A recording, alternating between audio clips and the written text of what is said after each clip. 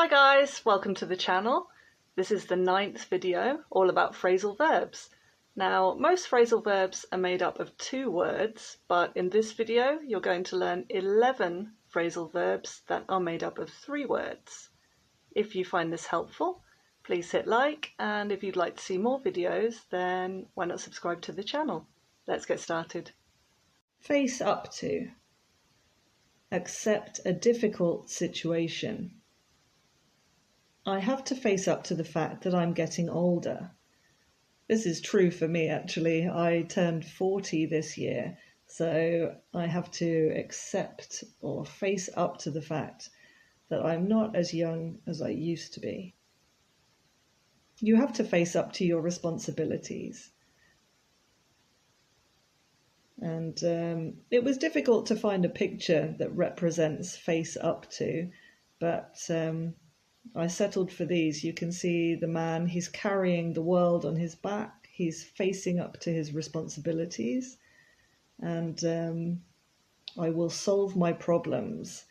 If you acknowledge or accept your problems, then you face up to them. Get away with. Avoid punishment for doing something wrong. You won't get away with not paying your taxes. This is certainly true in the UK. I think it would be very difficult to get away with not paying tax. He cheated in the exam and got away with it. So in this case, the kid has cheated in the exam and nobody saw him cheat, so there was no negative consequence, no punishment. And this girl, she's looking very pleased with herself, so we can assume that maybe she's done something bad and she's got away with it. Do away with. Abolish. So abolish means to end a system, practice, or institution. Computers have enabled us to do away with a lot of paperwork. France did away with its monarchy in 1792. Now, this is an example from my life. As a child in the 1980s, at school we had free school milk.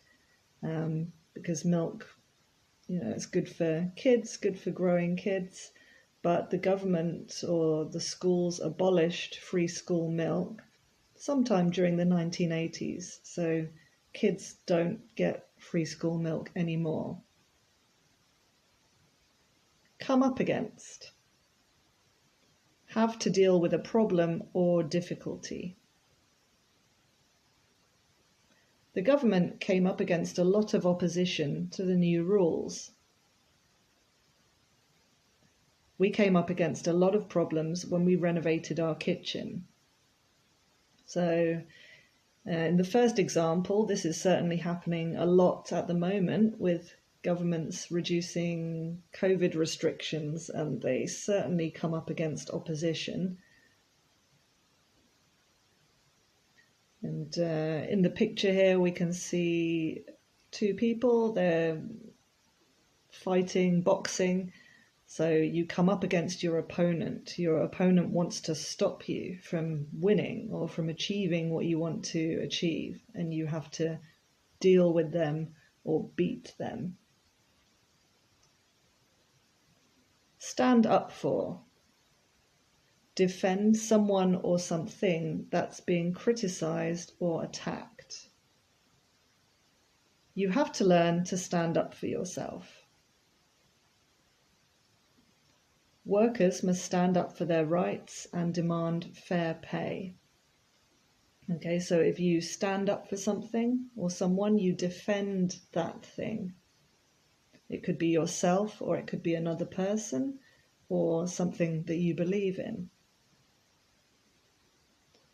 This lady, she's looking very strong and determined, and she's going to stand up for herself and stand up for what she believes in. Stand up to. Not allow someone to treat you badly. It takes courage to stand up to bullies. If you don't stand up to him, he'll keep disrespecting you. Okay, so if you stand up to someone, you confront them and you don't let them treat you badly. Typical example here, these kids look like they're brothers, and maybe the older brother bullies his little brother, and the little brother has decided to stand up to his big brother and not to let him treat him badly anymore. Look forward to. Feel excited about something that is going to happen. I'm really looking forward to going on holiday. Notice that we use the ing form of the verb here. So usually to would be followed by an infinitive, but we don't say I'm looking forward to go on holiday. We say looking forward to going on holiday. Okay, so if it's followed by a verb, it's always the ing form. It's been a difficult week. I'm looking forward to the weekend. So we can also follow it with a noun. And looking forward to, it can be something big, something exciting, like a holiday or a wedding, or maybe getting paid at the end of the month. But it can also be something simple.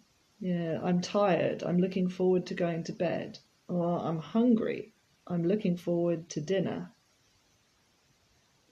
And we can see in the picture, this couple are obviously excited and they're looking forward to going to the beach. Or maybe they're going on holiday. Look down on. Think that you're better or more important than someone. She looks down on people who have less money than her. He's always looked down on his wife's family.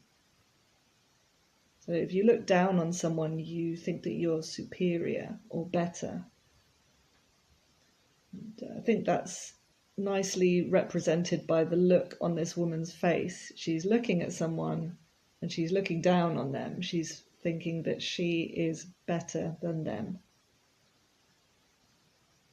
Put up with. Tolerate. Accept something or someone that's annoying or unpleasant. The teacher doesn't put up with bad behavior. It's difficult to put up with impolite people. Now, this is an example that's true for me. I'm in the UK at the moment. I've been here for a few months really, and the weather is not good. It's cloudy. Right now it's raining. It rained all day yesterday. It's raining today. And if you live in the UK, you have to put up with bad weather.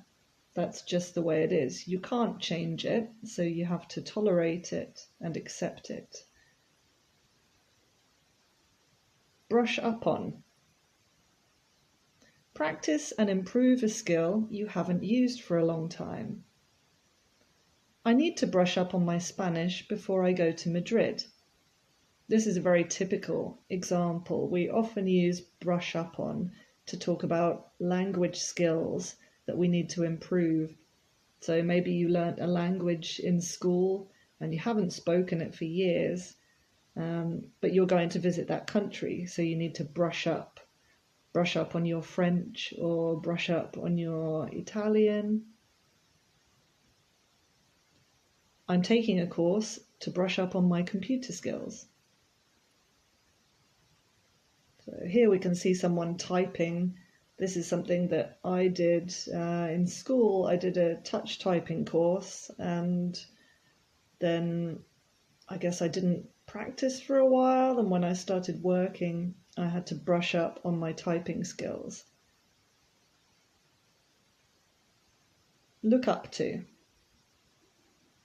Admire and respect someone. A lot of young people look up to celebrities. I really look up to my boss. She's so hardworking. So we can see from the example pictures here, you can look up to anyone that you admire or respect. It could be someone you work with, a colleague, somebody famous, like Einstein, or a family member, like the picture in the bottom right. The kid, he admires and respects his dad, so he looks up to his dad. For more phrasal verbs, then take a look at my channel. There's lots of videos as well as phrasal verbs on vocabulary, grammar, and exam practice.